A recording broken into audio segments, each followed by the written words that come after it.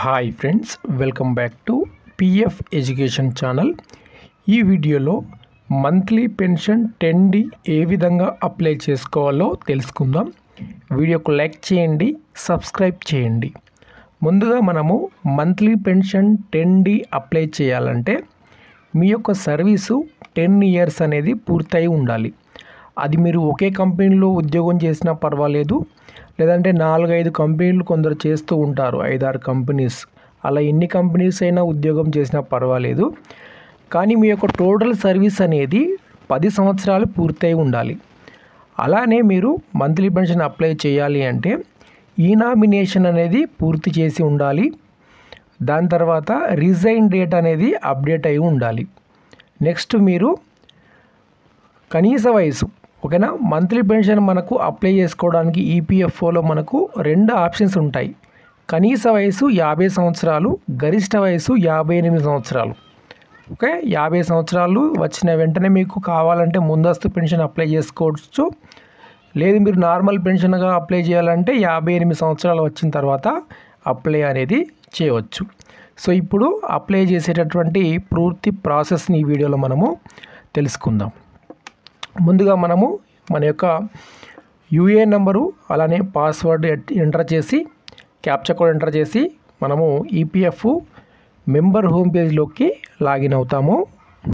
తర్వాత ఈ విధంగా పిఎఫ్ అకౌంట్లోకి లాగిన్ అవ్వడం జరుగుతుంది. సో లాగిన్ అయిన తర్వాత ఇప్పుడు ఏవైతే నేను చెప్పానో అవన్నీ మీరు చూసుకోవాలి. డేట్ ఆఫ్ ఎగ్జిట్ ఉందా లేదా, ఈపీఎఫ్ మెంబర్కు 50 years దాటాయా లేదా, నామినేషన్ పూర్తయిందా లేదా, ఇవన్నీ మనము చూసుకోవాలి. సో ఈ అకౌంట్కి అన్నీ కూడా క్లియర్గా ఉన్నాయి. ఇప్పుడు మనము ఏ విధంగా అప్లై చేయొచ్చు. అదేవిధంగా ఇంకొక ముఖ్యమైన విషయం ఏమిటంటే మంత్లీ పెన్షన్ మీరు అప్లై చేసేటప్పుడు మీ యొక్క బ్యాంక్ అకౌంట్ ఏది ఉందనేది కూడా మీరు చూసుకోవాలి. అది union bank, SBI, HDFC, axis ఇటువంటి బ్యాంక్స్లో మాత్రమే మనకు ఈ మంత్లీ పెన్షన్ అనేది రావడం జరుగుతుంది. వేరే బ్యాంక్స్ ఉంటే దాంట్లోకి మంత్లీ పెన్షన్ అనేది రాదు. సో ముందుగా మీరు బ్యాంక్ అకౌంట్ అనేది చేంజ్ చేసుకొని అప్డేట్ అయిన తర్వాత మీరు మంత్లీ పెన్షన్ 10D అనేది అప్లై చేసుకోవాలి. ఓకే, ఇప్పుడు నేను ఈ విధంగా అప్లై చేస్తున్నాను. మనకి ఇక్కడ ఆన్లైన్ సర్వీస్ అని కనిపిస్తూ ఉంది. దీని మీద క్లిక్ చేస్తున్నాను. క్లిక్ చేసిన తర్వాత మనకు క్లెయిమ్ ఫామ్ 10D అని ఇక్కడ కనిపిస్తుంది. ఈ 10D మీద క్లిక్ చేయాలి. తర్వాత మనకి ఈ విధంగా ఓపెన్ అవ్వడం జరుగుతుంది. ఇక్కడ వీరి యొక్క బ్యాంక్ అకౌంట్ మనం ఇక్కడ ఎంటర్ చేసి వెరిఫై మీద క్లిక్ చేయాలి.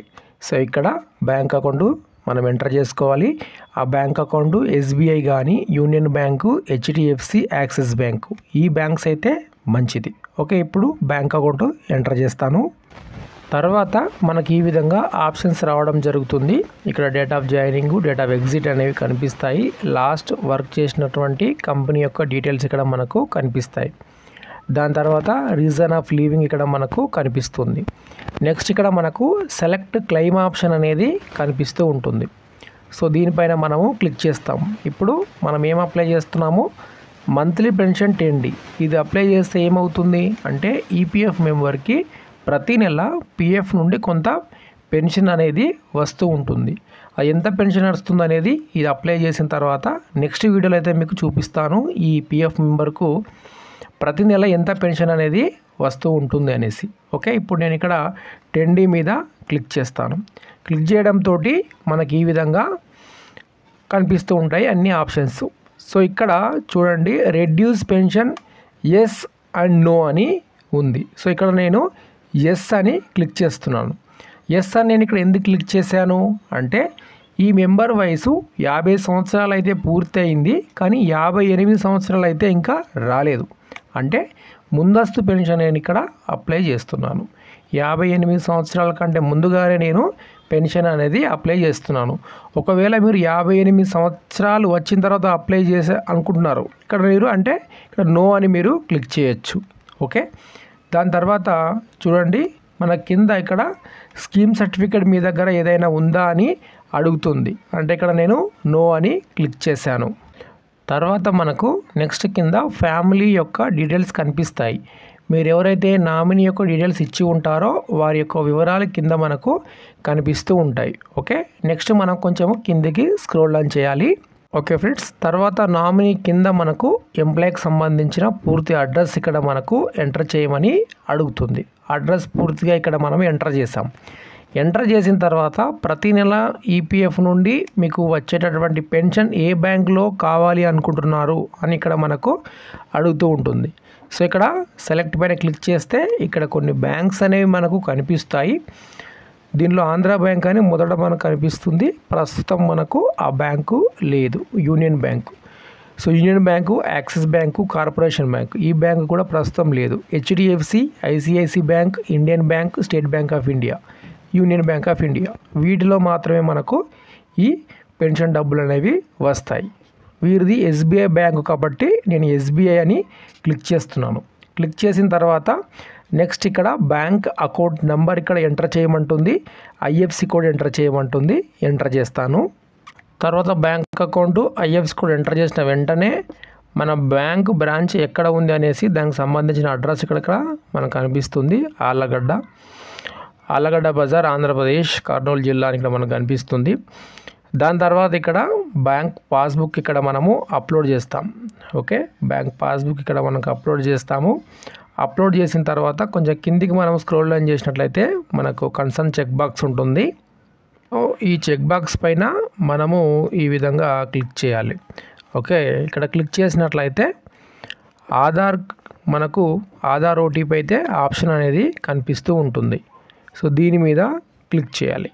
క్లిక్ చేస్తే ఆధార్కు లింక్ ఉన్నటువంటి మొబైల్ నెంబర్ ఉంటుంది కదా, ఆ మొబైల్ నెంబర్కి ఓటీపీ వెళ్తుంది. ఆ ఓటీపీని ఇక్కడ మనము ఎంటర్ చేసి క్లెయిమ్ని సబ్మిట్ చేయాలి. ఓకే, ఇప్పుడు నేను ఓటీపీ తీసుకొని ఇక్కడ ఎంటర్ చేస్తాను. ఇప్పుడు మనకు ఓటీపీ రావడం జరిగింది. ఆ ఓటీపీని ఇక్కడ మనం ఎంటర్ చేసాము. ఎంటర్ చేసి దీనిపైన క్లిక్ చేయాలి. Validate OTP and submit claim form ఇక్కడ క్లిక్ చేస్తే చూద్దాము, మనం అప్లై చేసిన ప్రాసెస్ కరెక్ట్గా ఉంటే సక్సెస్ఫుల్గా అప్డేట్ అవుతుంది. సో కొన్నిసార్లు చూడండి మనకి ఈ విధంగా రావడం జరుగుతుంది. సో ఇదైతే అప్లై చేసిన ప్రాసెస్ అంతా కరెక్ట్గానే ఉంది. టెక్నికల్ ఇష్యూ వల్ల క్లెయిమ్ అనేది సబ్మిట్ కావట్లేదు. ఓకే, ఇదైతే మనకు మంత్లీ పెన్షన్ 10D అప్లై చేసుకునే పూర్తి ప్రాసెస్ ఇది. నెక్స్ట్ వీడియోలో వీరికి మంత్లీ పెన్షన్ ఎంత వస్తుంది అనేది పూర్తి వీడియోలో మీకు చూపిస్తాను. సో ఇదే అండి వీడియోకి లైక్ చేయండి, అలానే కొత్తగా చూసేవారు సబ్స్క్రైబ్ చేయండి. Okay friends, thank you.